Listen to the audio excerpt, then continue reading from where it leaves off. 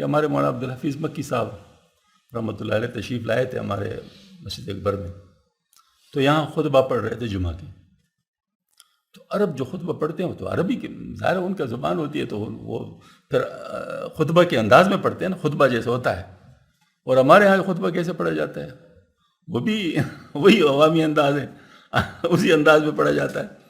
تو ہمارے گھر والوں نے کہا کہ وہ کوئی عرب آیا ہے، اس نے مطلب جو ہے نا آج خطبہ دیا. مطلب ان کو فوراً تبدیلی کا احساس ہو گیا کہ یہ مطلب ہمارے علاقے کا نہیں ہے، کیونکہ ظاہر مطلب ہے کہ وہ باقاعدہ ان کے اندر ایک یہ ہوتا تھا نا کہ میں کیا کہہ رہا ہوں، اس کہنے کا اثر ہوتا ہے. مطلب یہ کہ جس لفظ کو جس میں جلال ہوتا ہے اس میں جلال ہوتا ہے، جس میں کوئی چیز سمجھائی جا رہی ہو تو اس میں اس کا انداز ہوتا ہے. مطلب وہ الفاظ کا اس طرح اثر ہوتا ہے. تو یہ ہوتا ہے کہ اگر ہم لوگ تھوڑا سا اگر اس پہ محنت کر لیں اور ان دعاؤں کو ہم واقعی سمجھ کر کریں تو پھر اس کا مزہ بھی بڑھ جائے گا اور ساتھ ساتھ اس کی قبولیت کے امکانات بھی بڑھ جائیں گے، کیونکہ توجہ بھی اس میں آئے گی. اس میں انسان کو غفلت پر نہیں ہوگی، بلکہ انسان وہی جو مانگ رہا ہے وہ جیسے میں اللہم ربنا آتنا فی الدنیا حسنہ وفی الآخرۃ حسنہ، اگر میں اس کو ترجمہ صحیح میں جانتا ہوں، مجھے پتہ ہے کہ اس کا مطلب کیا ہے، تو میں بالکل اس انداز میں مانگوں جیسے میں اپنے مادری زبان میں مانگتا ہوں. مطلب اس میں کوئی ایسی بات نہیں ہوگی. پھر اس میں جو توجہ کی کیفیت بنے گی تو ظاہر الحمدللہ وہ کمی تو دور ہو جائے گی، اور ساتھ اس کی جو برکت ہے مسنون دعاؤں کی وہ ساتھ شامل ہوگی تو بہت زیادہ فائدہ ہوگا.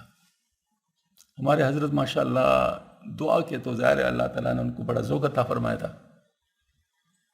اللہ اکبر. عرفات میں ہم کھڑے تھے، حضرت کے ساتھ تھے، حضرت کے خلیفہ نے بیان فرمایا، پھر اس کے بعد حضرت نے دعا شروع فرمائی، اور حضرت کی دعا کافی لمبی ہوتی تھی. ہاں جی، ویسے عام طور پر بھی پاکستان میں بھی جو دعا ہوتی کافی لمبی دعائیں ہوتی تھی. اور پھر عرفات کا تو اپنا ایک اثر ہے.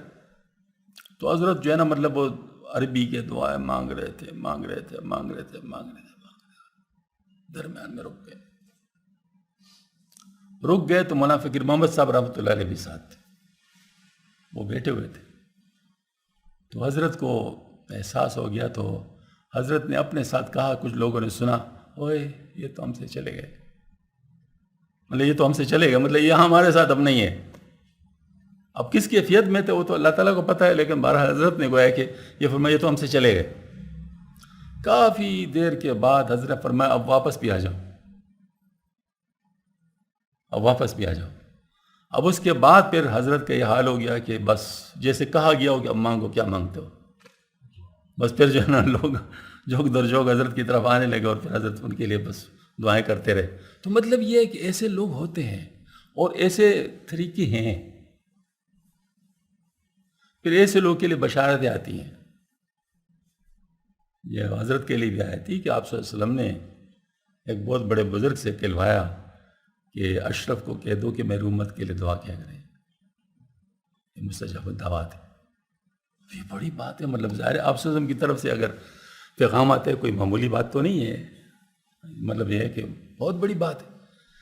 تو اگر کسی کا اللہ تعالیٰ نے اس قسم کا منہ بنا لیا تو یہ بہت بڑی بات ہے. خود ان کے لیے بھی بہت ہی زیادہ خیر و برکت والی بات ہے، اور دوسروں کے لیے بھی خیر و برکت والی بات ہو جاتی ہے کہ جو جن کے لیے بھی دعائیں کر رہے ہوتے ہیں تو ظاہر ان کا کام بن جاتا ہے.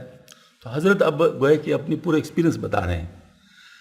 چند کوتاہی واقع. نمبر 1 اول بدون آڑے وقت کی دعا کی طرف متوجہ نہ ہونا.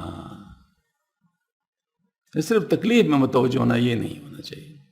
نمبر 2 ایسے وقت میں بھی اللہ اور رسول کے بتلائے ہوئی دعائیں چھوڑ کر نئے وظائف پڑھنا. یہ لوگ مجھے کہتے ہیں یہ بڑا سخت ہے نا، تو دیکھو حضرت فرماتے ہیں نہیں فرماتے. ہاں جی، ایسے وقت میں بھی اللہ اور رسول صلی اللہ علیہ وسلم کی بتلائی ہوئی دعائیں چھوڑ کر نئے وظائف پڑھنا. سوم بچوں کی بے رغبتی سے دعا کرنا اور جی نہ لگانا. 4 قبولیت کا یقین اور امنگ نہ ہونا. 5 جلدی اور تقاضا مچانا اور ذرا توقف ہو جائے تو تنگ ہو کر چھوڑ دینا. یہ تو بہت زیادہ ہے، یہ تو بہت زیادہ ہے.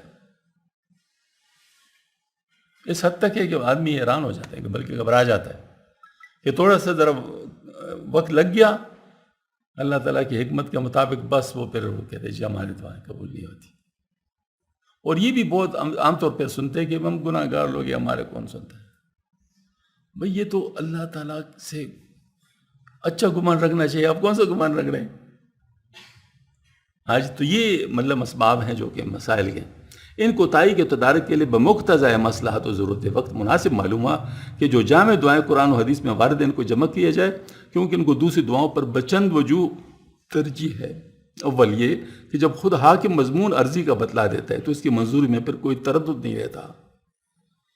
یہ ایک دفعہ حضرت مولانا تسلیم الحق صاحب رحمۃ اللہ کا میں نے ذکر کیا، انہوں نے مجھے یہ بات سمجھائی تھی.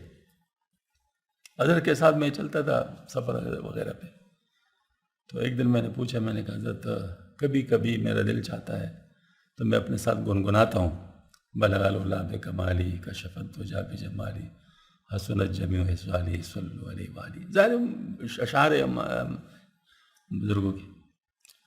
حضرت نے فرمایا ماشاءاللہ ماشاءاللہ، بہت اچھا ذوق ہے، بہت اچھا ذوق ہے. اس سے بھی اچھی چیز بتاؤں، اس سے بھی اچھی چیز بتاؤں؟ میں نے کہا حضرت ضرور بتائیے. فرمایا اچھا پھر سن لو، اگر آپ کا کسی حاکم کے ساتھ کوئی کام پڑ جائے اور حاکم تک آپ کی رسائی ہو جائے اور وہ آپ کو کہہ دے کہ اچھا ٹھیک ہے آپ درخواست لکھ دو، درخواست کے الفاظ بھی بتا دیں آپ کو کس طرح درخواست لکھو اور مجھے دے دو، میں منظور کر لوں گا. اگر آپ نے ان الفاظ میں درخواست لکھ دیا تو وعدہ ہے، پکی بات ہے کہ منظور ہے. اس میں درمیان میں کوئی اور بات نہیں ہے. لیکن اگر آپ نے اپنے خیال میں ذرا اور زیادہ مخفف مسجع انداز میں وہ مطلب جو ہے نا وہ درخواست لکھ دیا تو این ممکن ہے وہ کہہ دے کہ وہ الفاظ کافی نہیں تھے، کیوں تو نے اس طرح کر لی، تو پھر کیا کرو گے؟ رسک ہے. اس وجہ سے آپ یوں کریں، وہی الفاظ جو آپ صلی اللہ علیہ وسلم کی زبان مبارک سے نکلے درود پاک کے، وہی پڑھ لیا کرو. یہی سب سے قیمتی الفاظ ہے. تو ابھی الحمدللہ اللہ کا شکر ہے کہ میرا ذوق اس کے بعد ایسا بنا ہے کہ میں کوشش کرتا ہوں اگر وقت ہو تو درود ابراہیمی، نہیں تو پھر وہی درود جو سیدی شریف سے منقول ہو پھر وہی درود شریف پڑھتا ہوں. اور یہی صحیح ذوق ہے کہ آدمی جو ہے نا مطلب وہ پڑھے. تو حضرت نے بھی فرمایا